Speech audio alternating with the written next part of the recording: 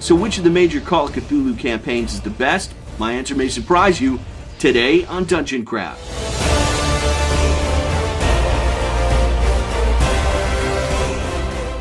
Welcome to Dungeon Craft. I'm Professor DungeonMaster, and this channel is about playing the ultimate game of D&D and other role-playing games like Call of Cthulhu. Deathbringer here. Level up your game by subscribing and click the bell icon so you'll be informed of when the stars are right and we upload new videos. So this is part 2 of my review of every major Chaosium Call of Cthulhu campaign published between 1980 and 2000. Of those, I read all 6 and I ran 5. 2 of them I ran more than once. In part 1, I reviewed Shadows of Yog-Sothoth, The Fungi from Yuggoth, and Masks of Nyarlathotep. Today, we're taking a look at Spawn of Azathoth, Horror on the Orient Express, and Beyond the Mountains of Madness. Spawn of Azathoth was written by Keith Herbert and published in 1986. The campaign spans the globe, taking the characters from Providence, Rhode Island to Montana, Florida, the Dreamlands, the Andaman Islands, and Tibet. Philip Baxter, a friend of the PCs, has died and leaves them a manila envelope that tells them of the existence of the Dreamlands and sets them on course to track down some of his surviving children who are spread out around the globe. Along the way, the investigators will uncover conspiracies, meet various mythos monsters, and save the world. In other words, been there, done that. This is the 4th iteration of the plot I call Where in the World is Great Cthulhu? The investigators, someone they know dies, and send them on a globe-trotting adventure very much in the style of Indiana Jones. By this point, Chaosium is reusing ideas. In Montana, the characters encounter the fungi from Yuggoth, which they already encountered in the fungi from Yuggoth. There are new choices that are weird. They go on a deep-sea diving expedition off the coast of Florida and discover a lost underwater city. Great idea. And there they meet a killer dolphin. I'm not kidding. There is a killer dolphin in this scenario. It is very texty. They write out beat by beat what happens in some scenes, right down to the NPC dialogue. This is from the Andaman Islands chapter on page 96. Read the following passages aloud to the players. The Andamans are a narrow chain of islands, 219 miles south of Burma and 590 miles southeast of India. In the 1920s, this island group, along with more Andaman, consists of a mass of hills enclosing very narrow valleys. Rats, spiders, turtles, dugongs, small wild pigs, and even a breed of native cat. Technically, the characters aren't supposed to make it to the Dreamlands until the next chapter, but if I read that much text to them, they'd already be there. Now, I don't want to give the impression that it's terrible. It's not. Actually, Keith Herbert's writing has improved since Fungi from Yuggoth, and he's still a young guy at this point. And his best stuff, like Arkham Unveiled, is yet to come. He did some legitimately great stuff. I like the opening chapter a lot. Yes, we've seen that before, but I like the idea of giving the player characters that manila envelope with that letter in it, and the conceit that they have to track down this guy's surviving family members. That actually makes more sense than either Yog-Sothoth or Fungi from Yuggoth. And the first scenario, where the maid is infected with all these spider monsters and they're living in the attic, it's really creepy. I was really impressed with that scenario. It's probably the best of the ones that I looked at. I also give props to Herbert for including the Dreamlands, which, even if you don't like those scenarios, at least it hadn't been done before. The thing I'm curious about is why they never did a campaign that was just set in New England, where Lovecraft grew up and wrote most of his stories. Like, you could go to Rhode Island, to Massachusetts, to Cape Cod, and visit places like Arkham, Dunwich, and Innsmouth, all these interesting places that Lovecraft created, and they just never did it. It would also make a lot more sense to have these locations closer together so the player characters could afford to get to them. How does a librarian afford a plane ticket to the Andaman Islands? Even the folks at Chaosium had to know this formula was getting stale by the late 1980s, because for the next major campaign, they turned to an outsider, an Australian named Mark Morrison, to be the editor of what would be a massive box campaign, Horror on the Orient Express. Horror on the Orient Express, by a number of authors and edited by Mark Morrison, appeared in the deluxe boxed edition in 1991. Players must recover a magic artifact, the Sedefkar Simulacrum, a statue broken into multiple parts. The pieces are hidden throughout Europe and Asia along the route of the Orient Express. The players must recover them, assemble the simulacrum, and stop the evil plot. Every step of the way, they're stalked by multiple groups of competing cultists and monsters. So why is this a classic? For one, it's more Game Master friendly than Nyarlathotep. Each scenario is a stop on the Orient Express route, and most can be completed in a single session of play. When you're in Lausanne, which is one of the best scenarios, you're in Lausanne for the whole evening, then you get back on the train and move on with your artifact or whatever you found. The chapters are very clearly written. They contain Game Master advice, how to handle the different monsters. They even contain casualty projections, like this scenario has a 50% casualty rate in playtesting. The handouts are even more incredible than Nyarlathotep, with passports for every character, so you can like cut out an old black and white picture and put it in there and write your character's name in there. And there's the simulacrum itself, which is a cardboard cutout, so when the players recover a piece, you can actually hand them, here is the right arm, and they feel like they're making progress. It is kind of railroady, literally so. I mean, you're on a train, you can't go backwards, you can only go in one direction. But I think it kind of works. It didn't really bother anybody when I was running it, because I think, again, psychologically, they're like, yeah, it's railroady, we're on a train. It's really well paced, with some scenarios being really creepy, but not particularly deadly. Then all of a sudden, there's just this burst of action and gore. I remember one evening, the players hear some scrabbling on top of the train, and my friend Gene, his character, looks outside the window and asks what he sees. And I chuck some dice, and I realized I got an impale, which was like a natural 20. And I said, this clawed hand comes down, grabs you by the throat, yanks you out the window, and everyone hears some screaming, some rending noises, and then it just stops, and you just hear the whistle of the train in the night. And Gene looks at his character sheet and says, my character is 300 pounds. And I replied, yeah, I know. Don't I get a roll or something? No. And that is when all hell broke loose. My players have never been so frightened, just scrambling around like chickens with their heads cut off, because they never saw a character just like ripped apart instantaneously like that. And when it's working, that's the kind of fear that this campaign can produce. The ending is crazy. The cover isn't hyperbole. You're on an out-of-control train pulled by a Cthulhu monster locomotive while cultists swarm around trying to stab you to death. I remember we started with 4 players in a pool of 12 characters, and we ended up with 4 surviving, but 1 was a complete vegetable. So really, only 3 survived into the end. And I remember my friend Ray saying, wow, I didn't think I'd survive that. And I shook my head and was like, I didn't think you were going to survive either. It's very Game Master friendly with a lot of good advice. Like it says right in the beginning, when you set up your session 0, everyone should roll up probably 3 or 4 characters per player, so you have a large pool to draw from.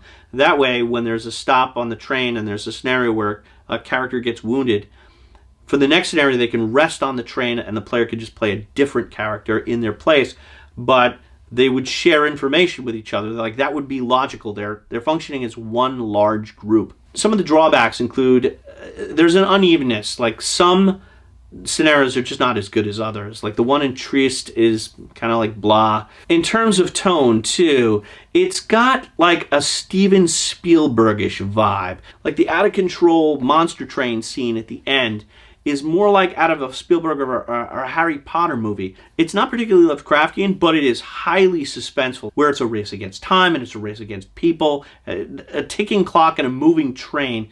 It's always highly engaging. The final campaign is Beyond the Mountains of Madness by Charles and Janice Engen, published in 1999.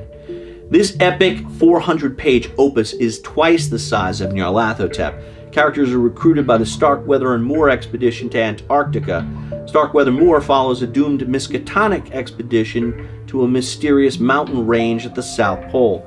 Players must race against another American team and a German team to be the first to reach the mountains and uncover what's inside. And what is inside is not good. This campaign is based on H.P. Lovecraft's novella At the Mountains of Madness, which I think is one of his best works. It is well organized into 17 chapters, and it includes an incredible amount of details and handouts. In terms of physical props, it rivals Orient Express. You've got ship manifests and crew rosters and this giant map of Antarctica. I'm talking about the actual physical copy of it now, which is very rare to get. I think it's like $200 on Amazon.com. The PDF is $20, which is a lot for a PDF, but it includes an incredible amount of information. This is not a globetrotter. It's not a case of where in the world is Great Cthulhu. Here you're going from one place. You're going from New York. I think there's a brief stopover in South America, and then you're on to Antarctica, and you spend most of your time in Antarctica. It is a slow burn. You don't see a lot of monsters, but I think that's a good thing. It's more like H.P. Lovecraft's stories, where the monsters, for the most part, are left off stage until the big reveal at the very end. One of the things I like is the fact that it's a race. There are other camps trying to get to the same place. I love a ticking clock. There is this just overall feeling of building dread throughout this campaign. Now, some players might not like that. They might think it moves too slowly and they're wondering where the monsters are.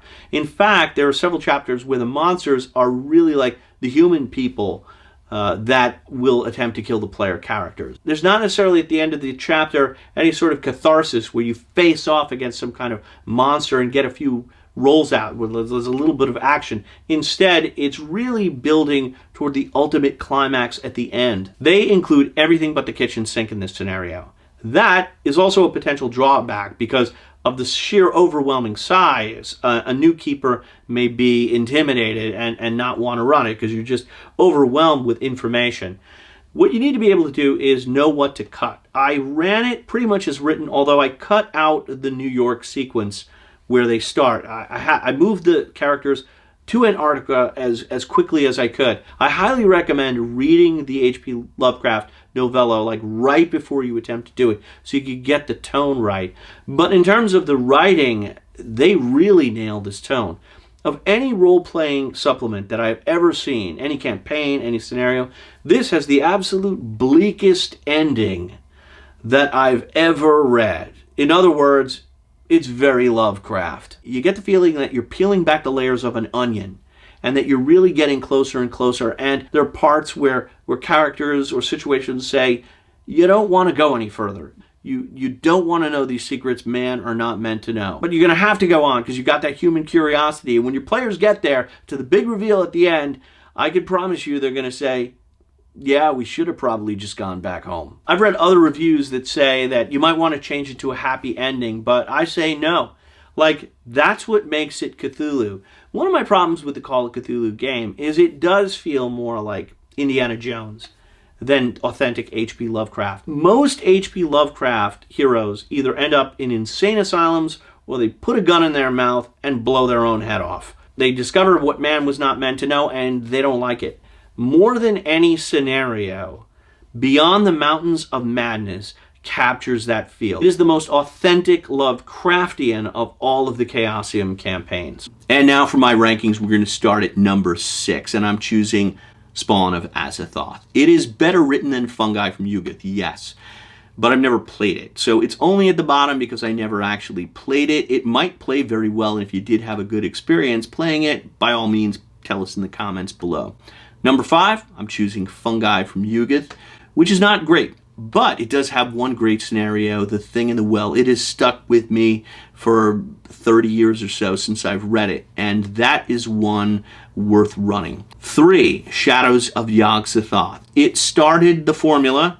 You got to give it a lot of credit, even though the opening scenarios are shaky. I should have mentioned scenario number 2 has a one-way door that will trap the characters, and you could pretty much have a total party kill there, so I would change that. If I were going to run it again, I would do some modifications. At the time, it was very fun for my players, but I'd have to do some reworking if I were going to run it again. And now we get to the top 3, and this is where the blasphemy happens. For number 3, I'm choosing Masks of Nyarlathotep. Yes, it enjoys tremendous prestige and universal acclaim, and everyone talks about how great it is. Having run it 2 times, from a practical perspective, it takes a lot of homework to run this scenario. You're going to have to read it, reread it, highlight it, underline it, make flow charts. It's a lot of work. It is good, and it's shocking and horrifying, and I understand why people thought it was great at the time, because it was. I mean, it's just a whole different level of role-playing. But it's not as good as the top two. This is going to be really tough as well because they're both excellent. And it's largely a matter, I think, of tone of what the Game Master prefers personally. For number 2, I'm choosing Horror on the Orient Express. It's just better organized and more keeper-friendly than Masks of Nyarlathotep is. Every scenario is a self-contained scenario, so you begin by reading the whole thing, and then before you run that scenario, like the night before, you read over it, and it's very clear what you have to do and who the bad guys are, and it's just easy to read and easy to run. Also, I played years ago a game with Mark Morrison as the Game Master, and this guy is legitimately great. He's one of the best Game Masters I've ever played with, and if you get a chance to play with Mark, do it. And number 1, Beyond the Mountains of Madness. This is close. It is a razor-thin margin. This is a whopper, 440 pages, incredible amount of detail, and it feels to me the most authentically Lovecraftian. You're not jet-setting around the world encountering a different mythos monster in every location. Instead, you're going to one location with mounting dread. And when you meet those monsters, it all makes sense that they would be there. Plus, the ending is shocking and absolutely relentlessly downbeat. In other words, it's a Lovecraft story. So your rankings might be different. If you want a happier ending, go with Horror on the Orient Express. But if you want the more Lovecraftian ending, go with At the Mountains of Madness. But those top 3 campaigns are some of the greatest ever written. If you enjoyed this video, give it a thumbs up, share, drop a comment below. Thanks to our patrons who made this video possible. Patreon supporters all receive access to my notes and the beta version of Eldritch Horror Rules Like Cthulhu RPG, which can be used with any of the scenarios you've seen here today, and the Scenario Cloakhouse. This has been Professor Dungeon Master for Dungeon Craft. Thanks so much for watching. I'll see you soon, and until then, may all your rolls be 20s. Deathbringer again. Been there, done that. This from the guy who's had 3 versions of Ultimate Dungeon Terrain. Talk about beating a horse to death. And if it's ultimate, how can there be more than one? Anyway, click on the videos to watch more Dungeon Craft.